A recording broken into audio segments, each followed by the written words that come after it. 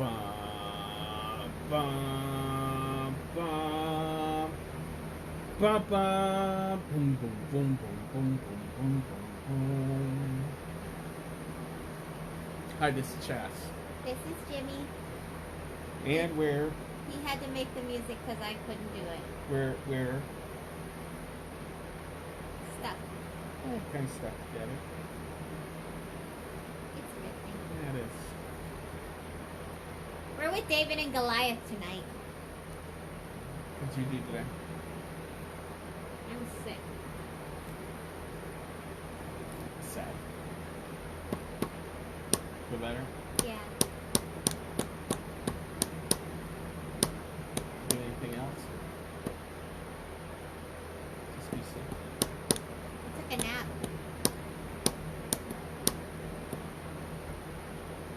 We went outside. We went to Home Depot. We cleaned our porch. Oh, I finished my painting. You did. You finished your painting. Yes, I did finish my painting. I had a meeting. We did have a meeting. I made phone calls. We did make phone calls. And imports. So kind of kickback day. Yeah. Sometimes that's good. Yeah, sometimes people take naps and it's like shocking. I only took a nap because I was sick. Shocking. I don't like naps. I have FOMO. But if there's nothing, Fear of missing out. if there's nothing going on, when do you But get up? I'm missing out on the time that I could be spending doing something as opposed to just sleeping doing nothing. I don't like it. I feel like I'm wasting the time God's given me by just laying there. So I literally have to be physically unable to do anything in order to take a nap. But doesn't God give you rest? He does. That's why we sleep at night.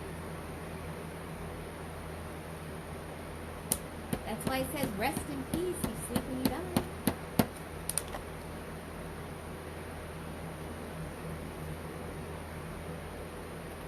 All who are weak and heavy laden. I go to him. I get rest.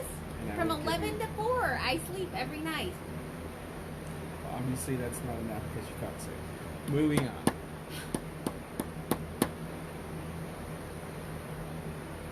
Welcome. Welcome, We're going to be talking about David and Goliath. keywords are. We should pray. Hi, who's ever's watching. Dear Jesus, thank you for this day. Thank you for my wife feeling better. Thank you for giving us time to be at home and be with each other and look at the study and it's time to get in Jesus' name. Amen. Hey Mario. Mario's a regular. I tag him so he doesn't really have a choice. Because you're his friend, so I figure, oh, I'll just tag him. So, yes, we're going to be in 1 Samuel 17, and some of our key words for today are rescue, in the Lord's name, and ran toward the battle line. So let's see what goes on with that. My summary of 1 Samuel 17, he said, hi guys, is in the Lord's name, David kills Goliath with the stone, then decapitates. So that pretty much sums up everything we want. So, but So yesterday we ended with, but David said to Saul. So he said to Saul, your servant has been keeping his father's sheep, and the lion and the bear came and carried off the sheep from the flock. I went after them, struck it and rescued the sheep from its mouth. When I turned, I seized the hare and struck it and killed it. Your servant has killed both the lion and the bear. This uncircumcised Philistine will be like one of them because he has defied the armies of the living God. Once again, God has popped back on the scene. The Lord rescued me from the paw of the lion and the paw of the bear, and he'll rescue me from the hand of the Philistine. The Lord. The Lord. David seems to be saying the Lord a lot. Yes. So Saul, in turn, says, "Go and the Lord be with you." I was raised in a certain religion where everybody would say, "The Lord be with you," and also with you. And you would say these platitudes to each other, but it really was just words. And I really feel like David's saying, "The Lord did this, the Lord did this," and Saul's like, "Go and the Lord be with you." Just as like, yeah. That's what I feel like.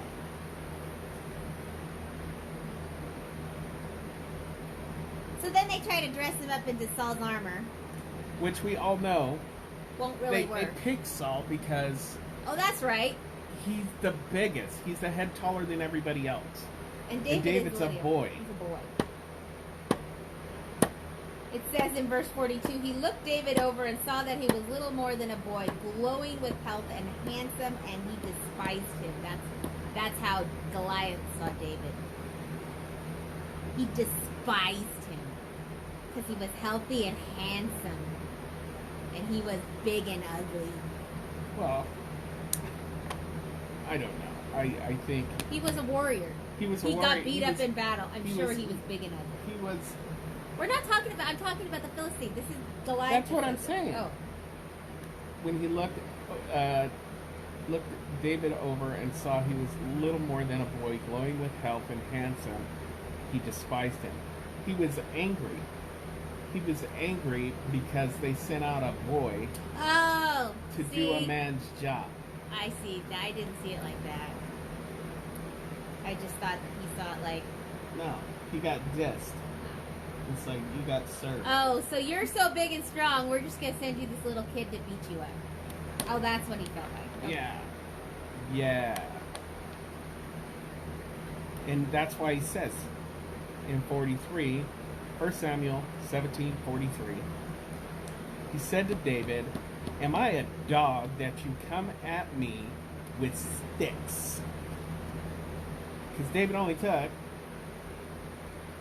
A sling and some stones and a stick. staff. Because that's what he did. That's all he needed.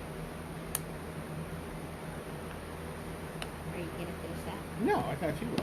Oh, so then David says to the Philistine, "You come against me with a sword and a spear and a javelin, but I come against you in the name of the Lord Almighty, the God of the armies of Israel, whom you have defiled."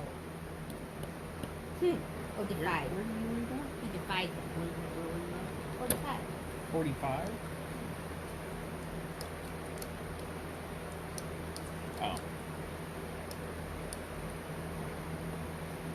We didn't finish the one right before that. He said to David, "Am I a dog that he come at me with sticks?" And the Philistine cursed David by his gods. Little g. Little God. Little gods. So remember, David, when he was getting dressed, Saul said, "Put on my clothes." David's like, "Yeah, I can't even walk in this stuff."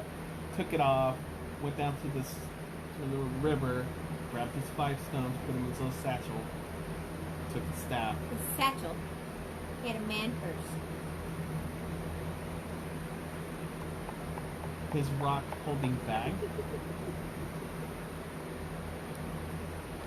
So, then the trash talk begins.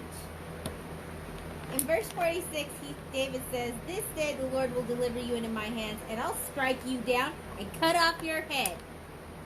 So it wasn't like he just haphazardly went into this. He had a full idea and plan of what he was going to do. He wasn't just willy-nilly going in there. He's like, "I know what I'm going to do."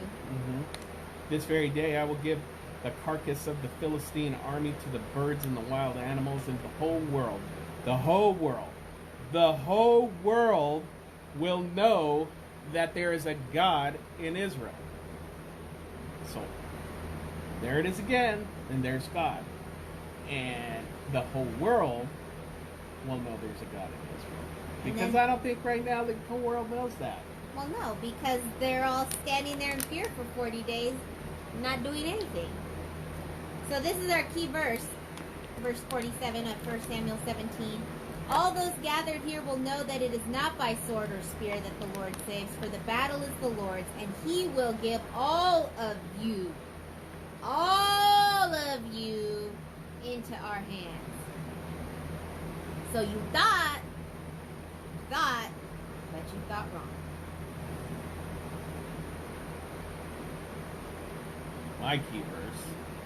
As the Philistine moved closer to attack him, David ran quickly toward the battle line to meet. Well, because he's so big. In the amount of time it took him to move closer, David was able to run faster because there's so much of him to move, right? Like, he can't move quickly. No, he was eager. Yeah. No, David was eager. He was eager. He was like, let's do this. Let's do this. I'm ready. I got God. Yes. So he slung his stone and sunk it in his head, and then he didn't have a sword to cut off his head, so he just borrowed Goliath's sword because he didn't need it no more, and then he cut off his head.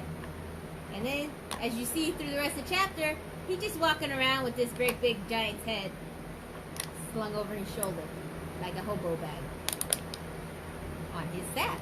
Luckily, he had a staff. Did he carry it on his staff? What is he gonna just walk around dragging his head like a zombie? Kind of morbid. Well, I was amazed that he took the head all around. He's taking his head everywhere. He killed him. He cut off his head, and then when the Philistines saw their hero was dead, they ran. And they ran and they ran as fast as they could, but they got caught and they were plundered. And then in 54, he took the Philistines' head and brought it to Jerusalem. He put the Philistines' weapons in his own tent. I don't know why he had a tent, because didn't he originally just go there to bring them stuff? Like, why does he have a tent? Well, maybe now he's got a tent. Well, he went back to Jerusalem. Brought it to Jerusalem. As Saul watched David going out to meet the Philistine, he said to Abner, the commander of the army, say it 3 times fast. Abner, commander of the army. Abner, commander of the army. Abner, whose son is that young man?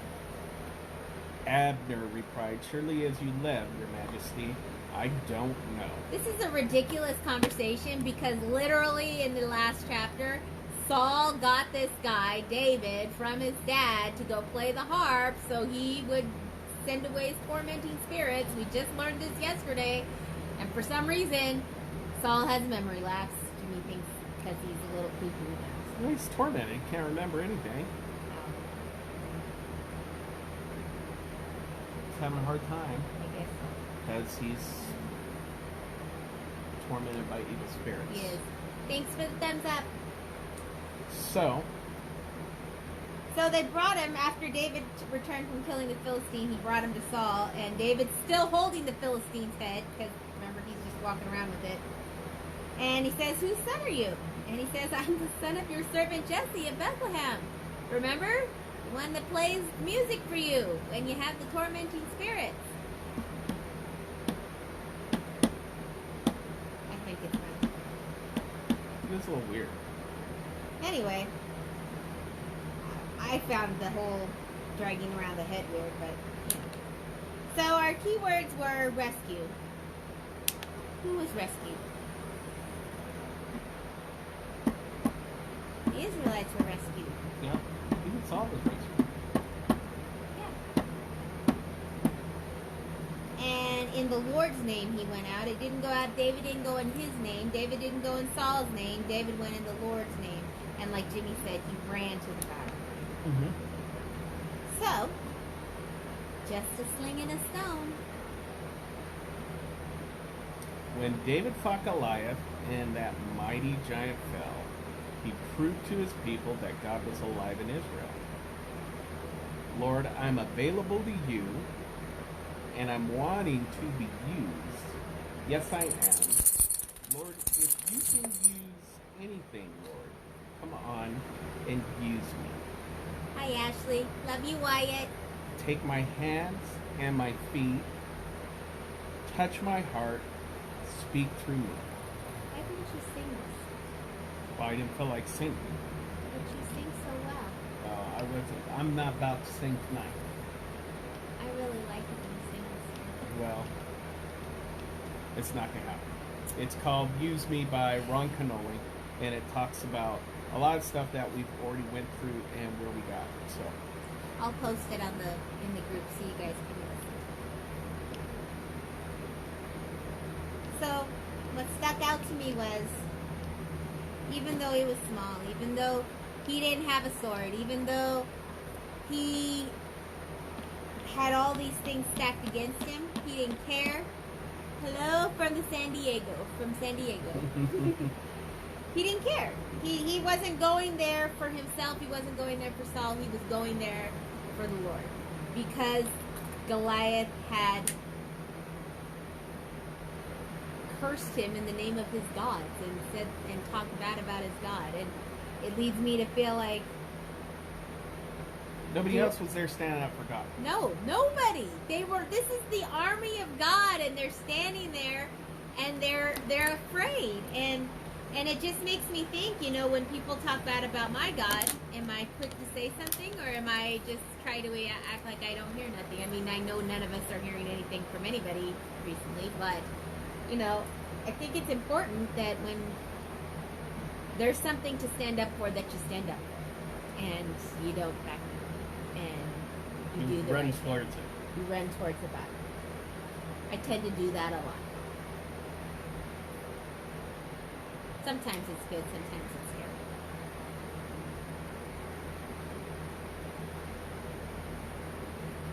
Yeah. Sometimes Jimmy has to go along.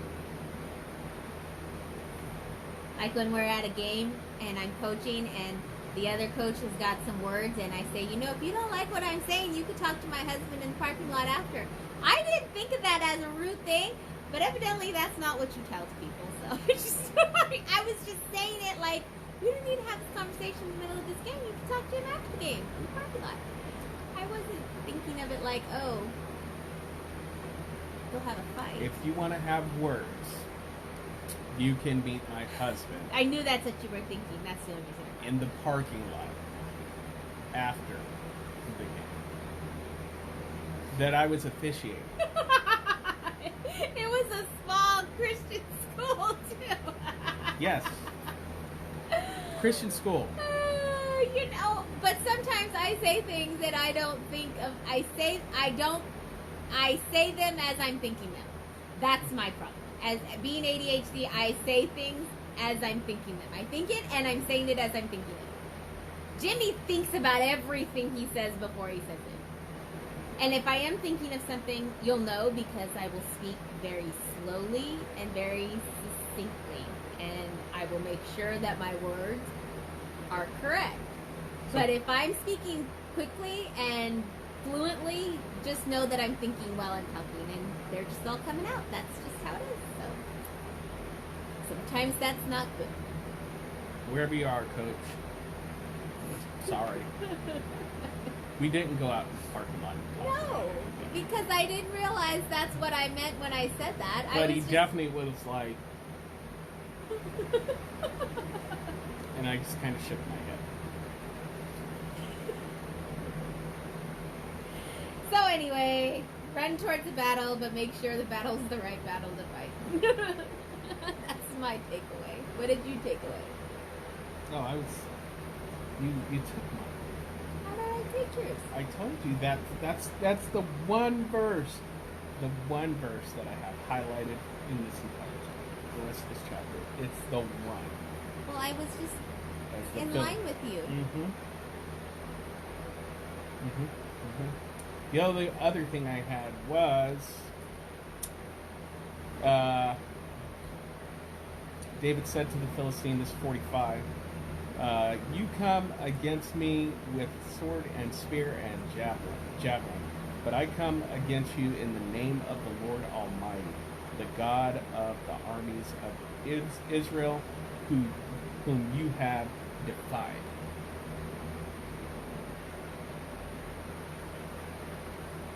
Don't defy him.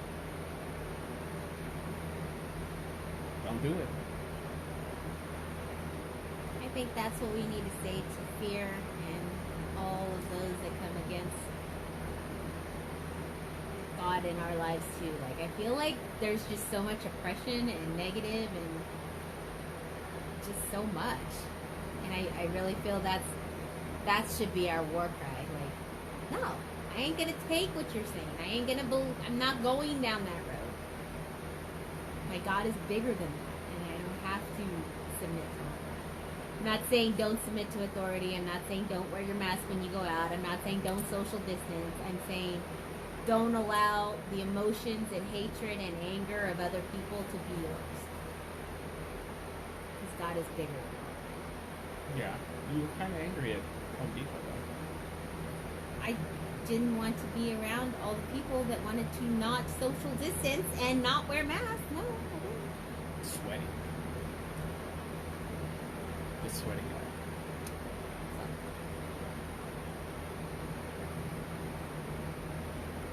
Cool. Yeah.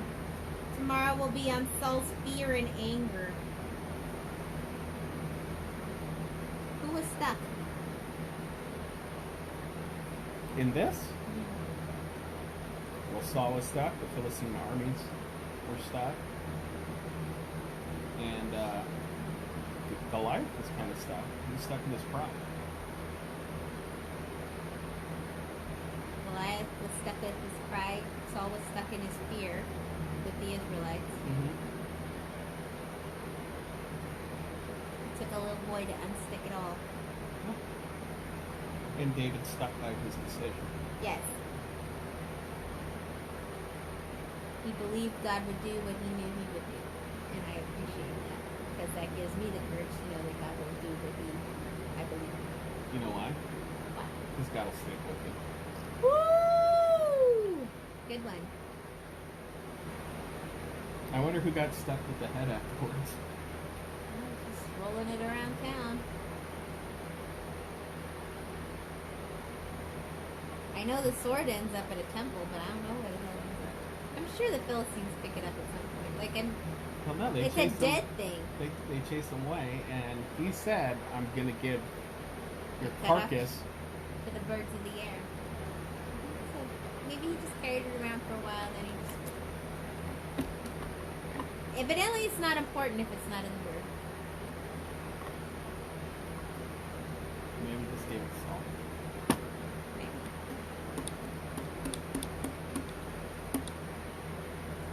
These are the things What- we wonder about. Whatever it is, the head didn't just stick around. So, tomorrow, Saul's fear and anger. Saul's fear and anger.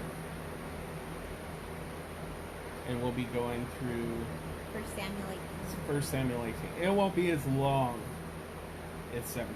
There's a lot that went on in 17. Yeah. There's a lot that went on. But 18, it's going to go from, like 0 to 60 pretty quick. So, Pretty quick. It's not going to take 40 years. no. It's going to take a hot second. It was 40 days. 40 days. Thank you so much for joining us tonight. Thank you. Thank you for watching. Thank you for joining us from San Diego. Yes, and Mario, I believe, is still in the high desert. Maybe. Maybe. I don't know where he is actually. But it's time for me to cook some food. Yeah, it's a late dinner night for us. And thank you for coming. We love you guys. Stay blessed. Stay safe.